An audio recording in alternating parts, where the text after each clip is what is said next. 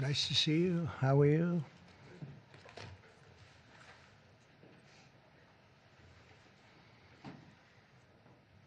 We have a lot of athletic talent and great people behind me. And they're going to do some very important things for our country. Nobody knows LT, right? LT, greatest ever. Lawrence Taylor. You look good. You could play right now, I think, LT. You only look that way. Well, I'm delighted to be here with some of the truly great sports legends of all time as we formally announce the newest members of the President's Council on Sports, Fitness, and Nutrition. This is an important step in our mission to make America healthy again. It's something that's very important, what we're doing, very important. Dating back to the administration of President Dwight D. Eisenhower, this council has championed the vigor and strength and vitality of the American people. Today, we continue that very proud tradition. This group is led by two-time major champion and one of the greatest players in the world, one of the highest ranked, and he just had a phenomenal Open Championship, as you probably saw, shooting one round that wasn't so good, and then he came back with about a 65 or something. He was getting a birdie on every hole. They were worried he might not make the cut, and he made the cut by about 200 strokes. It was pretty amazing, and he had a great week, actually. And he's also the longest hitter of a golf ball, I think ever, but, you know, they say ever. I would say ever. And the longest in the world today, and it's Bryson DeChambeau. He's a great guy, been my friend for a long time. And from his storied amateur career, where he won the U.S. Amateur, I think once or twice. Did you win it? It was once, and then the NCAA's as well. Okay, you won a lot of other championships, but U.S. Amateur champion. And then, as you know, he won at Winged Foot, won the U.S. Open and Pinehurst. And Bryson has always been a phenomenal ambassador to sports and to golf, but generally to life, in my opinion. He's a smart guy and a good guy, great guy, loves our country. We're also pleased to be joined by Secretary of Health and Human Services, Robert F. Kennedy, Jr. Bobby, you do a great job. He's got some big things happening, and he's got some big statements to be made very shortly in terms of, over the next few months, in terms of what they've been doing and finding answers to some very, very important questions. Secretary of Education, Linda McMahon, who's phenomenal, wherever you may be, Linda. Hi, Linda. What are you doing back there? And look, you've been reading about her exploits and the job that she's been doing, and we're very proud of her. Council Executive Director, Catherine Granito. Thank you very much. Thank you. Great job. And several other new members of the council, including J.D. is here, our fantastic vice president, and Scott Bessent, and we're making a lot of deals. We're making deals for trillions and trillions. Nobody's ever seen anything quite like it. We just made a couple of others a little while ago. I don't know if you'd be interested right now. I won't even bother telling you. This is about sports and about health. One of the best defensive players ever, I think probably acknowledged to be the greatest defensive player in the history of the NFL, a friend of mine for a long time. Too long, right, Lawrence? Lawrence Taylor, he's an incredible guy. And just been my friend a long time, haven't we? Huh? Knew him forever. One of the most accurate kickers in NFL history, a young guy still. He can kick it long. I think I guess he's considered the best there is in the business, Harrison Butker. So, Harrison, where are you, Harrison? He's a handsome guy, by the way. It's usually not my thing, but he is a good-looking sucker. One of the truly greatest golfers ever to play on the LPGA Tour. A lot of people say the greatest female player ever, and a lot of people would say just one of the best players ever. She's phenomenal. I've played a lot of golf with Annika Sorenstam, and she's amazing. Just had an really storied career. Hall of Famer, by easily a Hall of Famer, by the way, right at the top of the list. So it's great to have you with us, Annika, and say hello to the family. And then she was here not so long ago with Gary Player, where she got the Presidential Medal of Freedom, and so did he. He's won 168 tournaments and 18 majors, 9-9, and she's the same in terms of the women's game.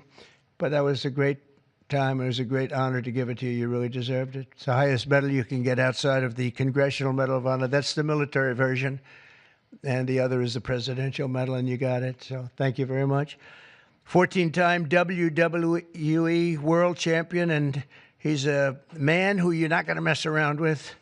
Even Bryson said, I think I'll take a pass on him, right? You're going to take. And he's another one that's been my friend for a long time. He's really an amazing athlete. Triple H. Triple H. There he is. Oh, that's still very strong. He's a strong guy. And it's great to have you. And you felt very strongly about this, about the council. 100%. Yep. Well, it's a great honor to have you. Offensive lineman, NFL, very respected, very smart. Cody Campbell. Thank you, Cody, very much. Thank you very much. In addition to the people here, we have other council members that want to just pay their respects. One of the greatest players and athletes ever. You could say, when you look at records, there's probably nothing like it. Tiger and Jack. This is Jack. Tiger was here not so long ago getting the Presidential Medal of Freedom also. He's a fantastic guy. And on the council, we have Jack Nicklaus, and he sends his regards. We have Gary Player, one of the greats. Nellie Corder, who's a phenomenal young, I think you'd say great young player. Annika, right? She's a fantastic person, too. NFL icons, Tony Romo, also a great football player. Quarterback, also a great golfer. Nick Bosa, who's, you know him, he's a modern-day version of Lawrence. What do you think? He's pretty good, right, Lawrence? Pretty good. He is. Saquon Barkley was on the council. And Tua Tagovailoa, the quarterback, who is really, he's been fantastic. He's been, when he's not injured, he's great. He's got to stay healthy.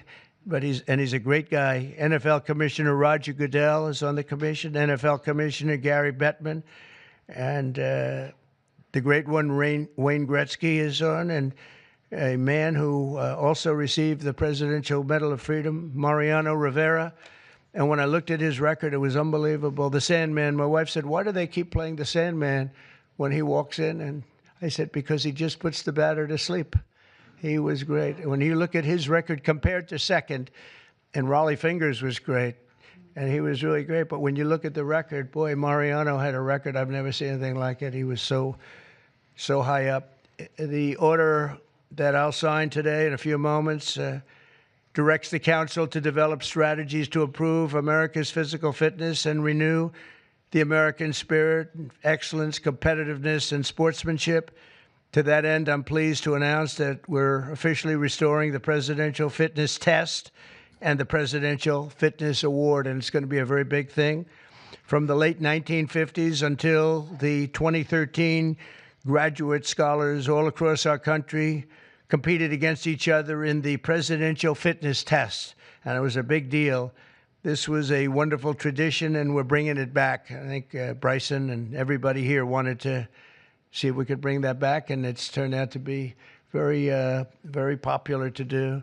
My administration's also pressing forward with the important reforms in sports and athletics, and the group behind me and the others that I mentioned and others that I've asked to join. We have many great athletes I've asked to join the council, and we're going to let some of them come in. But they're going to also be working on college football in terms of what happened. It's a mess. What happened? It's what they're doing with college football, and the fans are upset about it, and players are being taken from team after team and being traded around like playing cards, and a lot of money's passing, and nobody knows what's happening. So these people behind me are going to be very much involved in figuring that whole thing out and working on it and trying to bring some sanity to that incredible, not only the football, college sports, very, very bad for women. It's very bad what's happening, because now all of a sudden there's no women that are able to get the money that they're talking about. You know, it seems to be going mostly to football, some basketball, and women's sports are being totally decimated. We know that, Annika, you know, with this. It's all going into football, and some to basketball, and everything else is being left behind. And women are being left behind, and lesser sports are being left behind, and the Olympics is being decimated because that was like training for the Olympics, and now we're not going to have that many of those sports left. The smaller sports, they're almost going to be completely wiped out. This is crazy what's going on. We banned men from competing in women's sports, and last week the United States Olympic and Paralympic Committee announced that they will be complying with that order, so there won't be men playing in women's sports. That seemed like an easy one. They say it's an 80-20 issue during the campaign. I said, no, that's not 80-20. That's 97-3. Maybe it's 98-2, perhaps. And last Thursday, we terminated third-party pay-for-play schemes in collegiate athletics and effectively saving. We saved college sports, but now we have to make it. We have to heal it, because it's really a mess. It's a real mess. This council will play an important role in shaping these new policies and ensuring that we preserve the American athletic tradition for many generations to come. And in the years ahead, we'll have the chance to showcase our nation's athletic dominance in the world stage as we host the America 250. So we have America 250, and we have, it's going to be incredible, the Patriot Games. But we have the Ryder Cup, we have the President's Cup, we have the 2026 FIFA World Cup. So we have the World Cup here, we have the 2028 Olympics. So when they cheated on the election and they picked somebody that wasn't supposed to be there, I was very upset before that, because I got the Olympics and I got the World Cup. I was the one that did it. I can't say I got America 250. It just happened to be 200. I'd like to take credit for that, but I don't think I'll be able to. But we have a big thing coming up. But I was very upset because I got them, and it was skipped an election season. And so it took place in the next term after the term that we were supposed to have. And I was extremely angry. And then when I won, I said, wait a minute, I think I just picked up the Olympics and I just picked up the World Cup. So it worked out sort of cool. But I want to again, thank everybody in the council. They want to work, too. These are people that really, we only do it by request. And people, they want to work and they want to make things better. And I hope they can make college sports better. They can heal it. They can find a solution. It's not going to be that easy.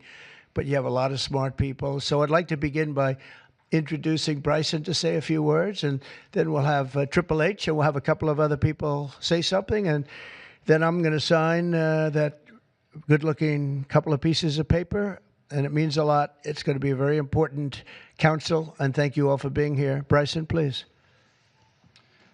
Thank you, everybody, for being here. And first off, I'd like to say thank you to President Trump and Vice President Vance for your support and this initiative and council. And to be honest, I never would have thought that this opportunity would have been here right at our doorstep. We have an opportunity at being the 70th anniversary of the President's Council on Sports, Fitness, and Nutrition to literally change the fabric of kids' lives. And our first initiative is to bring back and reignite the President's Fitness Test, and then also reestablish some key other metrics on guidelines around building some communities, and also, again, with the President's initiatives around college, we think we can help in that regard too. But we've got a great established council with us that we believe we can change the fabric of our communities and kids' livelihoods for the future generations that are to come. I can't thank you guys enough, and looking forward to making massive changes in kids' lives and in our America's future. Thank you. Thank you. First of all, I'd like to say the same. Thank you to President Trump. Thank you for this honor. I'm humbled by it. I'm truly honored to be on this. Vice President Vance, thank you very much. Secretary Kennedy, truly appreciate all that everybody is doing for the health and wellness of the entire country. For me, since I was 14, this has been such an important part of my life. Health, fitness, sports, nutrition, all of it. I think learning that at a young age sets you up for success in life. And without it, you're at a lesser place for it. So I look forward to the opportunity to do this. I look forward to the opportunity to help make our youth healthy, help get them engaged in sports, and let them learn what it takes to be successful in life. So thank you very much for the honor. Thank you. Very much. Thank you. Thank you. Bobby, please. Thank you very much, Mr. President. In December of 1960, a month after he won the election, my uncle, who was about to be president, wrote an article for Sports Illustrated called "The Soft American," and he was lamenting the fact that America had prided itself on its beef jerky toughness, and that we were losing that. We were falling behind Europeans. We were falling behind other nations. And he was signaling with that article that he was going to make physical fitness of our kids the centerpiece of his administration. And I'm so grateful to President Trump for bringing back this tradition. I was talking to Paul before we went in here. We were part of the Council on Physical Fitness when we were kids. And you had to do sit-ups, you had to do pull-ups, you had to do shuttle runs, you had to do 1 mile runs. And they awarded the top 15% with a patch and with recognition and with certificates. And for me, it was a huge item of pride when I was growing up. And we need to reinstill that spirit of competition and that spirit and that commitment to nutrition and physical fitness. And I'm so grateful to President Trump for your leadership in bringing this back for our country. Thank you very much. Anna, representing the great women in sports, please. Thank you. Thank you, Mr. President, Vice President Vance. This is truly an honor. I want to thank the team behind me here for giving us trust to be able to do this. Sport has always been part of my life, and the importance of living a healthy, active lifestyle cannot be any more important than nowadays. So thank you for the trust, and I can't wait to get to work to make a difference in kids' lives, but also in people's lives. I think the time is so important. Obesity is the highest it's ever been. Mental health, as we all know, the need ought to be tackled. So thank you for the trust, and look forward to going to work with the team behind me. Appreciate it. Thank you, Donna. Lawrence, you want to say a few words? Come on up. Come on. He's a little shy, but once he gets going, nobody can stop him. No, that don't stop. I'm just proud to be on this team. I don't know why. I don't know what we're supposed to be doing, but I'm here to serve, and I'm here to serve you. Okay, so I'm gonna do the best I can for as long as I can. Thank you very much. Nobody like him. Come on, young superstar. Obviously very excited to be here. Thank you, Mr. President, for allowing me to serve on the council. Just excited to do my part to help make America healthy again, to help our youth be healthy and thrive and grow up and be great citizens of this country and be great family members and contribute to this great country. And I think you have to be strong in mind, in body, and soul. So thank you so much for allowing me to be here. Thank you. Thank you very much. Okay, sure, sir. Well, thank you all, and thanks to the president for setting up this important commission. Thanks to all the great athletes for lending their credibility to it. I think all of us who have young kids at home just know that kids are healthier, they're happier, they do better when they're out there, they're being active, they're playing in sports, they're hanging out with their friends. I think all of us have thought at one point in the last few years that kids spend a little too much time on their phones, maybe a little bit too much time in front of the TV, and we just want kids to do better. We want them to be healthier, we want them to be happier, and we know that getting out there, playing in sports, and being active and healthy and physically fit is a critical part of this. So all due credit to the President and Secretary Kennedy's leadership. This is all about just making our kids better citizens, better people, and happier in their daily lives. And I think this is a great team to get it accomplished. Thank you, sir. Okay, let's sign this. Linda, come on. We'll sign this for Linda. She's doing pretty well, right? Linda's amazing. Good job.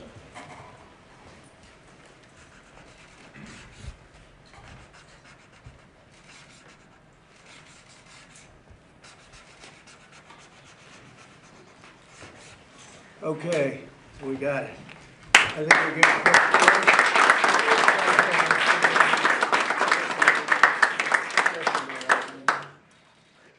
Okay.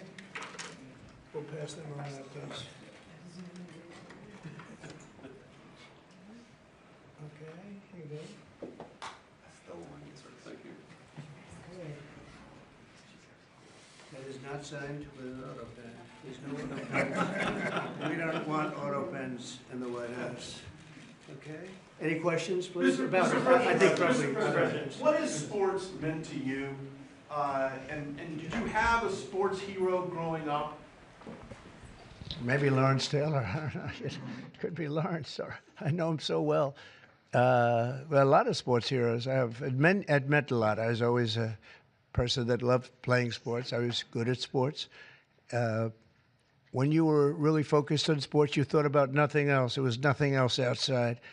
It kept you. And to an extent, this is one of the reasons I like golf. You get away for a couple of hours. I play quickly and get through it. And for 2 hours, you're not thinking about all of the nonsense and all of the important things, frankly, but it cleans your mind. No, I think sports is so important. I think what this council is doing is going to be very important. And it gives you a little exercise, sometimes a lot of exercise. It's a great thing. It's a great thing. Sports are, you learn about people and you learn about how people compete. Now, it doesn't mean that if somebody's not a good athlete, a lot of people just are not good athletes, so they can't compete. But you learn about people playing sports and playing sports with and against some. So I've always loved it. It's been very important to me. These people are, inspirations. These are the top people in their individual sports. The council itself, I mean, they have some of the greatest champions, for the most part, the greatest champions in their sport. So they really understand sports, and understanding it's very important. Thank you for the question. Yeah, please. Yeah, Please, go ahead. Yeah, Mr. President, can you talk about your plans for the new ballroom that was announced today? Yeah. And the $200 million, that's going to be paid for by yourself as By well me, as yeah. private donations? It's a private thing. Yeah, I'll do it, and we'll probably have some donors or whatever, but it's about $200 million. So we've been planning it for a long time. They've wanted a ballroom at the White House for more than 150 years, but there's never been a president that was good at ballrooms. I'm really good. In fact, I looked at one that we just built in Turnberry in Scotland, and it's incredible. We're good at building. I'm good at building things, and we'll get it built quickly and on time. It'll be beautiful, top of the line. We've retained the best architects and engineers, everything else. It'll be built over on the east side, and it will be beautiful. It'll be views of the Washington Monument. It won't interfere with the current building. It'll be near it, but not touching it, and pays total respect to the existing building, which I'm the biggest fan of. It's my favorite. It's my favorite place. I love it. But they've wanted it, and when they have big events, you entertain the president of China or the president of any place, and you have big crowds. They've always had to get a tent. And you've probably been to some of them, Bobby. When it rains, it's a disaster. And the tent's 100 yards. That's more than a football field away from the main entrance. And people are schlopping down to the tent. It's not a pretty sight. The women with their lovely evening gowns, all of their hair all done, and they're a mess by the time they get. And they've always wanted to have it. And I said, in the first term, I said, if I get another shot at this, I'm going to do a ballroom. I was pretty busy in the first because I was running the country, and I was also fighting for survival with all of the lunatics I had to beat.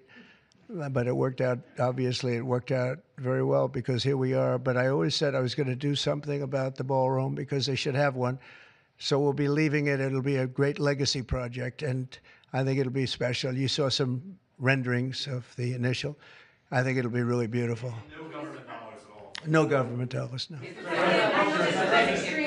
Week between its executive order, trade, Russia, Gaza, but also the family of Virginia Giuffre released a statement overnight in response to some of the comments that you made this week. You said that Jeffrey Epstein stole people from Mar-a-Lago. At the time, did you know why he was taking those young women, including Virginia? No, I didn't know. I mean, I would figure it was ABC fake news that would ask that question, one of the worst. But no, I don't know really why. But I said, if he's taking anybody from Mar-a-Lago, he's hiring or whatever he's doing. I didn't like it, and we threw him out. We said we don't want him, at the place. This is a story that's been known for many years, as you know. But it's, I didn't like it that he was doing that. Yeah, please.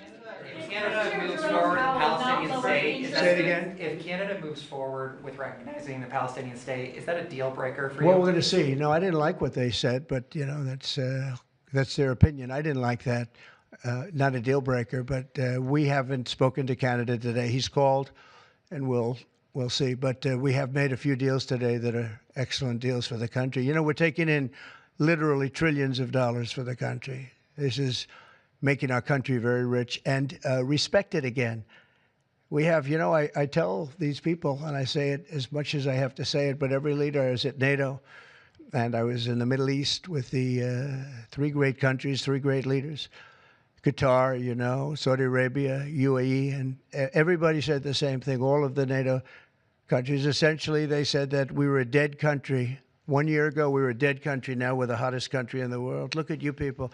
We're the hottest country anywhere in the world. We're doing great. Yeah, do you have a... Canada currently. What's the holdup with the negotiations with Canada? Well, they have to pay a fair rate. That's all. It's very simple. They have been charging very, very high tariffs to our farmers, some over 200%. And they've been treating our farmers very badly. They've been treating our country very badly for years. And look, we like Canada. I love Canada. I have so many friends in Canada. But they've been very poorly led. They've been very, very poorly led. And all we want is fairness for our country. That's all. You know, they want to be under the, as we call it, the Golden Dome. And I said, well, you know, you're going to have to pay for that. They want a lot of things from our country, and for years we did it. We basically protect them with our military. They spend very little money on their military, as you know. Not an acceptable amount of money. Yeah, please. Thanks a lot, Mr. President. Your tariffs policy goes into effect tomorrow. Yeah. As you know, a federal appellate court today heard oral arguments about whether or not you had the authority to unilaterally impose those tariffs. I'm not going to get you to weigh in on the legal arguments, but you're weighing your decision to do that, your authority to do that, based on a 1977 law. It's never been invoked before. Why didn't you invoke this law? Well, we've been winning all along. I just want to ask you, why didn't you invoke this law in your first term? You could have taken in billions upon billions of dollars in your first term, but you waited until your second term. Yeah, because in my first term, I was fighting lunatics like you who were trying to do things incorrectly and inappropriately to a president that was duly elected. And we did do certain tariffs in the first term. If you look at China, we took in hundreds of billions of dollars from China. But when COVID came, the last thing I was going to do is tell France and Italy and Spain and a couple of other countries that we're going to hit you with tariffs. We had to fight the COVID situation when that came. But if you look at my first term, we took in hundreds of billions of dollars worth of tariffs, but you people didn't cover it very well. Yeah, please. Go ahead. Thank you so much. I'm representing the foreign poll today. I'm asking you two questions on foreign policy. The first one, do you plan to re-engage diplomatically with Iran, go with direct talks with them, or are you happy with the current situation, having no deal with Iran? Well, Iran has been acting very badly. They were decimated. Their nuclear capability, that potential, which could have happened within 3 or 4 weeks, was decimated.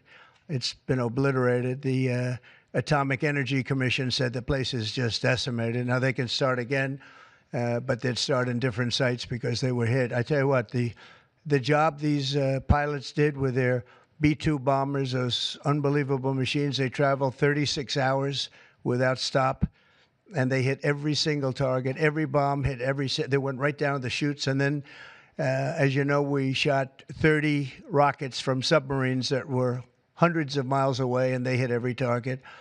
So they can start again, but they haven't been saying the right thing. I will say Iran has not been saying the right thing. They have not been speaking nicely, and they should be. Yeah, please.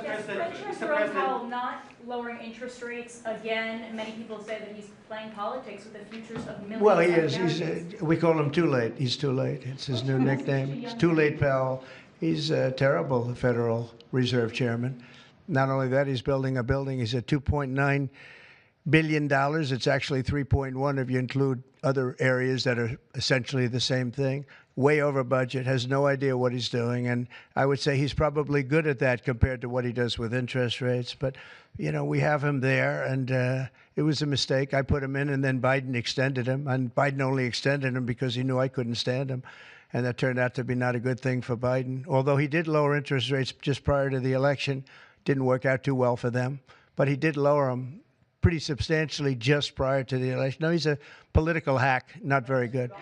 He's not a smart guy, Brian. Mr. President, sports fans have been very supportive. To go back to the original names of Cleveland Indians, the Washington Redskins. Oh, I love that. Love the sound of that. Well, I do the Washington Redskins. I think they should do it. I told the mayor and I told people that they should bring back the name. If they bring back the name, you'll have a lot of excitement. And I mean, Cleveland Indians, how about that? That was an original franchise, 1903 or something, 1906, an original, the Cleveland Indians. And what do? They changed the name from Indians. What's wrong with the word Indian? You know who is upset about it? The Indians are upset about it. They're upset about Redskins, too. So Redskins, I guess you'd say it was a little bit lesser of a case, but people want to see the Redskins, and the Indians want to see the Redskins back. No, I recommend it. I was asked that question the other day. The Washington Redskins, it's a fabled franchise. And now, I don't even know what the hell their last name is. What are they, Commanders or something? Is it Commanders? It's not a good name. Madam President Biden, sir. Madam President Biden, sir, may I ask you a question? Wait a minute. No, not you. You. Mr. President, Kamala Harris, as you know, is not running for governor of California. She's not going to do it. What do you see in her political future, sir? Well, she can't speak. She can't talk. She can't do an interview. I thought it was a very strange campaign that we had. But, you know, I had two of them. We were up by like this massive number of points on Biden, and they said, let's change to Kamala. Nobody knew who Kamala was. Nobody knew her last name, Harris. They said, we're going to get Vice President Harris. Everyone said, who the hell is Harris? They only knew her by the first name. But no, I thought she was a terrible candidate. Look, don't forget, she didn't really get the nomination. I mean, that whole nomination was strange. She was the first one out. You know, she took a good amount of points with her when she announced, but nobody knew her. And once they got to know her, she dropped out very shortly after she started. And she started with a pretty good, you know, she was like in second or third place. But I don't know. I mean, I wouldn't call her a skilled politician. Would you? She's also coming out with a book. Any plans to buy it? I don't know. I think I'm going to buy it. I'd love to see it. No. I'd find it. Look, I find everything in politics interesting. I sort of enjoy politics. She wasn't a skilled person. You know, you have skilled politicians, really skilled politicians, and then you have some that aren't. And she was put in a very tough position, I think. She did have a 6-week honeymoon. They were told me, the pros said, you know what, she's going to have a 6-week. And she did. She was like untouchable in terms of everybody thought great. But she didn't do any interviews or anything, which was strange. Not even friendly interviews with friendly reporters like her right there, a really friendly reporter. And you know what happened? People said, what's wrong with her? Why isn't she doing? She made a mistake. She should have done interviews. She didn't run a great campaign, but we beat Biden, and then we had to beat, nobody's beaten two. I had to beat two. That's like Dana White, the great Dana White has a fight, and he has a fighter that's getting the hell knocked out of him. They say, well, let's take him out and put somebody else in. Didn't seem fair to me at the time, but where are we? We're in the White House. So, I mean, you know, so it worked out. Very serious question here. Russia today hit Kyiv with missiles and drones, more than 100 people, kids. I think it's Russia, I think it's disgusting what they're doing. I think it's disgusting. This is Biden's war. It's not my war. But I said if I get in, I'll try and get the thing stopped. But I think what Russia's doing is very sad. A lot of Russians are dying. You have a lot of Russians. More Russians are dying. But Russians are dying. Ukrainians are dying. You know, the United States isn't really involved in that war. It shouldn't be. And by the way, I made a deal with NATO where NATO pays us for everything that we send. We send them ammunition, missiles, etc. And we're not paying anything for that war. But I will tell you this, it should be stopped. It's a disgrace. And the ones that are dying are they're losing 7,000 now. It was 5,000. They're losing now 7,000 soldiers a week, Ukrainian soldiers and Russian soldiers. And they're also losing people now in the towns and cities because Putin's hitting them with rockets. No, I think it's disgraceful. You have a 10-day deadline. You imposed a 10-day deadline. Yeah, we have about 8,000. Yeah, we're going to put sanctions. I don't know that sanctions bother him. You know, they know about sanctions. I know better than anybody about sanctions and tariffs and everything else. I don't know if that has any effect, but we're going to do it. Europe is extremely upset. But this is a war that should have never happened. This is a war that wouldn't have happened if I were president. And this is Biden's war. This was a stupid war to get into. Should have never gotten into this war. Steve Witkoff is traveling to Israel. Yeah, going to Israel, and then he's going to Russia, believe it or not. Representative Marjorie Taylor Greene has said that what is occurring there is a genocide. Do you agree? Oh, it's terrible what's occurring there, yeah. It's a terrible thing. People are very hungry. You know, the United States gave $60 million for food, and it's a shame because nobody, you know, I don't see the results of it, and we gave it to people that in theory are watching over it fairly closely. We wanted Israel to watch over it. Part of the problem is Hamas is taking the money and they're taking the food. But we gave $60 million a couple of weeks ago. Nobody said anything about it. Nobody said thank you, but I didn't need to thank you. I just wanted the people to get fed, and we're helping out financially with that situation. It's a terrible situation. So just to conclude, I want to thank everybody for being here. I want to thank you for being here. This is a great group of people, and it's a good feeling. You know, when we first came to office, this country was really in trouble. And now we're rich as hell, and we're doing amazing things, and we really are. We're the hottest country in the world, and I like that. Thank you very much, everybody. Thank you. President, can I ask you about